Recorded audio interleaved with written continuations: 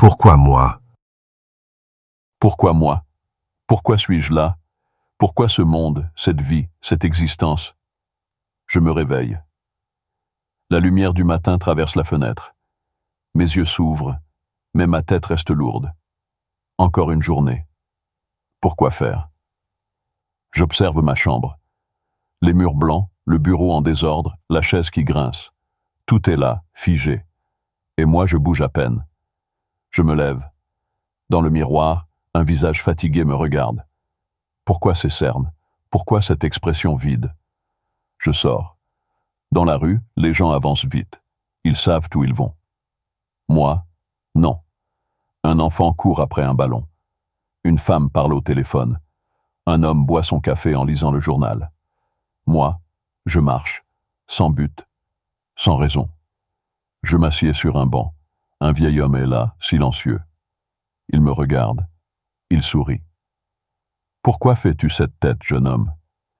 Je me pose des questions. Sur quoi? Sur tout. Sur moi. Sur la vie. Il rit doucement. Ah, les questions. Moi aussi, je me les posais. Et vous avez trouvé les réponses? Non. Mais j'ai appris une chose. Ce ne sont pas les réponses qui comptent, mais la façon dont on vit avec les questions. Je le regarde, surpris. Il se lève et s'éloigne lentement. Le vent souffle. Le ciel est bleu. Je respire profondément. Pourquoi moi? Peut-être pour apprendre à vivre, tout simplement. Le vieil homme disparaît au coin de la rue. Je reste assis, le regard perdu. Ces mots tournent en boucle dans ma tête. Ce ne sont pas les réponses qui comptent, mais la façon dont on vit avec les questions. Vivre avec les questions. Est-ce que ça veut dire arrêter de chercher des réponses? Je me lève et marche sans vraiment savoir où aller. Mais cette fois, quelque chose est différent. Je ne cherche plus désespérément. Je regarde autour de moi. Un chat noir traverse la rue. Un couple se tient la main en silence. Un livre abandonné traîne sur un banc. J'observe, je ressens, je suis là. Je pousse la porte d'un petit café. L'odeur du café chaud me réconforte. Je m'assieds, je commande une tasse. À la table voisine, une femme écrit dans un carnet. Elle lève les yeux et croise mon regard, elle sourit. Vous écrivez quoi? Des pensées, des questions. Ah, moi aussi je me pose des questions. Elle rit doucement. Tout le monde s'en pose. Mais parfois, on oublie de simplement vivre. Je repense au vieil homme. Je repense à cette journée, à cette sensation étrange qui m'envahit. Peut-être que je n'ai pas besoin de réponses tout de suite. Peut-être que les réponses viendront en avançant. Je prends une gorgée de café. Il est chaud, fort, un peu amer. Mais il réveille quelque chose en moi. Une envie, un début, une possibilité. Pourquoi moi? Pourquoi pas? Le café fume doucement dans ma tasse. Je l'observe, perdu dans mes pensées. La femme en face de moi continue d'écrire. Le bruit du stylo sur le papier est léger, presque apaisant. « Tu écris quoi ?» je demande. Elle relève la tête, surprise, puis sourit. Un peu tout. Des fragments de pensée, des morceaux de vie. Tu trouves des réponses? Parfois. Mais le plus important, c'est d'écrire. Pas forcément de comprendre. Ces mots résonnent en moi. Écrire. Je n'y avais jamais pensé. Je sors mon téléphone, ouvre une note vide. Je tape une phrase. Pourquoi moi? Les mots sont là, devant moi, si simples, si lourds. La femme referme son carnet et se lève. Bonne chance avec tes questions. Elle part sans se retourner. Je la regarde s'éloigner. Je prends une nouvelle gorgée de café. Puis, sans réfléchir, j'écris. Pourquoi moi?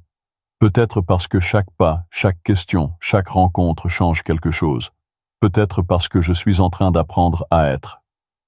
Je souris. Le ciel est plus clair maintenant. Le monde est toujours le même. Mais quelque chose en moi a bougé. Je sors du café et commence à marcher.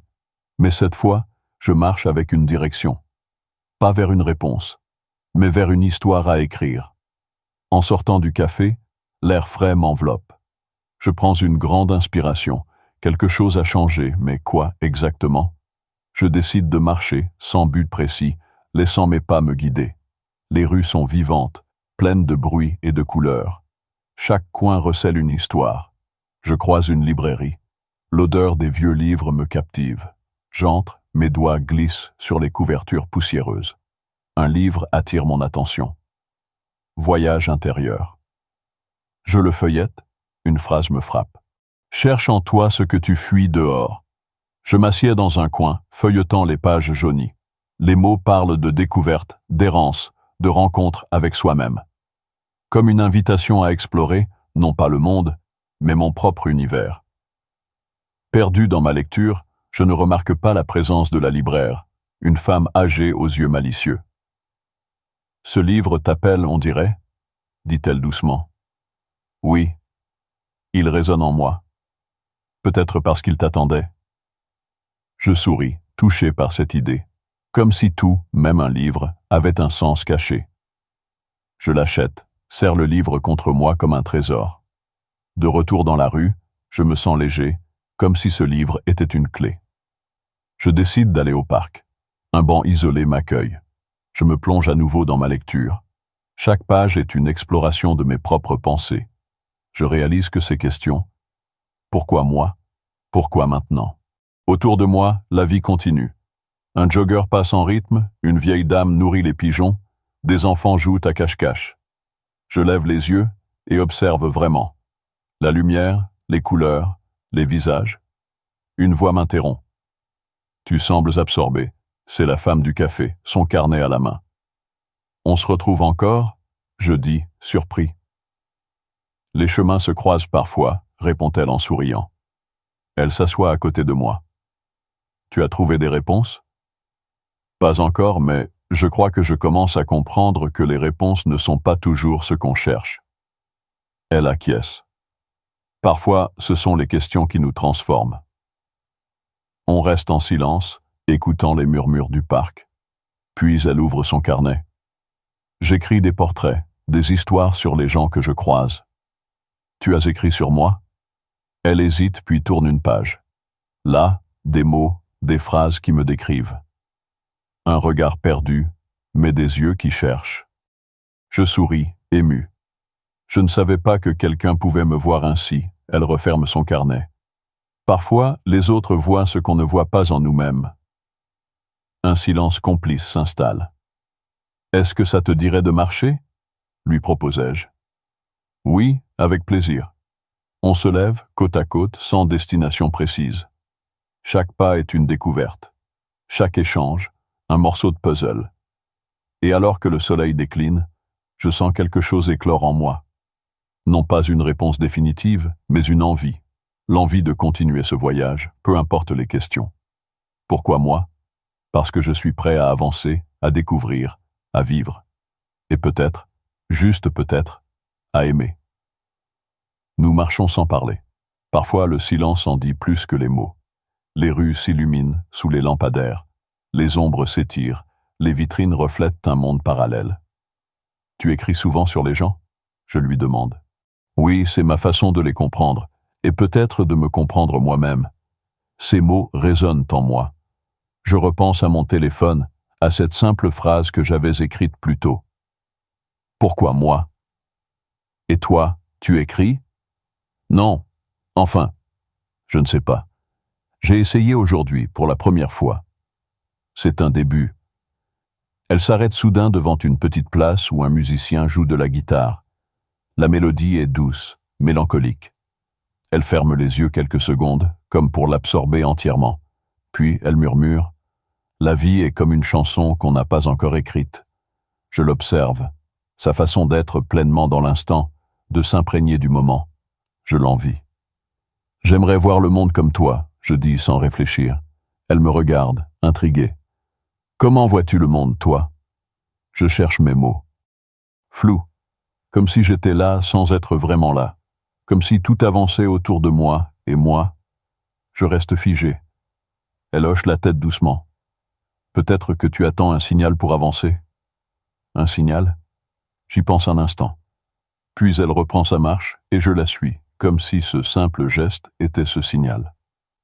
Nous arrivons devant une grande fresque murale, un immense visage dessiné à la bombe, les yeux ouverts sur l'infini. « Regarde bien, dit-elle. Je m'approche. Des mots sont cachés dans l'ombre des traits, des phrases griffonnées, presque invisibles. Chaque question est un chemin. Ne cherche pas à comprendre, Vice. Le monde est un livre ouvert. Je passe ma main sur le mur, comme si je pouvais sentir ses pensées. Qui a écrit ça? Personne ne sait. Cet endroit change tout le temps. Des gens viennent et laissent des traces. Elle me tend un marqueur noir. À toi d'écrire quelque chose. J'hésite. Puis, lentement, j'approche la pointe du marqueur du mur froid. Les mots sortent presque d'eux-mêmes. Pourquoi moi? Parce que chaque pas, même hésitant, fait partie du voyage. Je recule, observant mes propres mots parmi ceux des autres. Elle sourit. Tu viens de commencer ton histoire, et c'est à ce moment-là que je le sens. Ce n'est pas une réponse. Ce n'est pas une révélation soudaine. C'est juste une direction. Un premier pas. Et peut-être que c'est ça, finalement, le vrai début.